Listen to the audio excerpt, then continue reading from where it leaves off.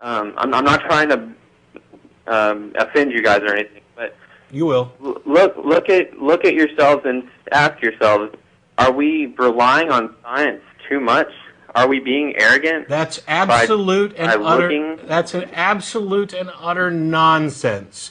You're trying to denigrate science in order to bolster faith. No.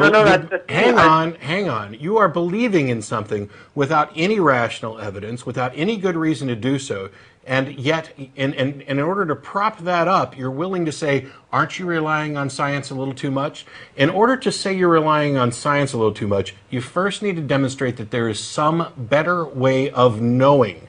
That's what this is all about, is a way to figure out and understand reality. And so far, science, the scientific method, the building of scientific models, has been the single most consistent, reliable method for discerning the difference between fact and fiction that we've ever come across.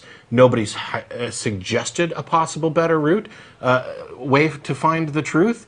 All people do is hypothesize and claim divine revelation, personal experience, blind faith. These aren't ways to the truth.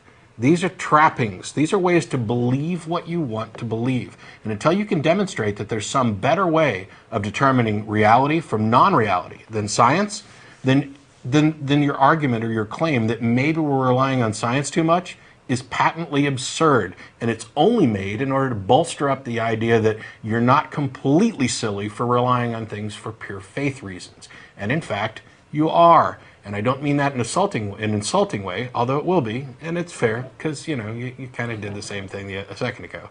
I'm just saying that believe things for good reasons. Care about whether or not your beliefs are most likely true, more probably true. If you base, is there anything that's more likely to give us a correct answer than science?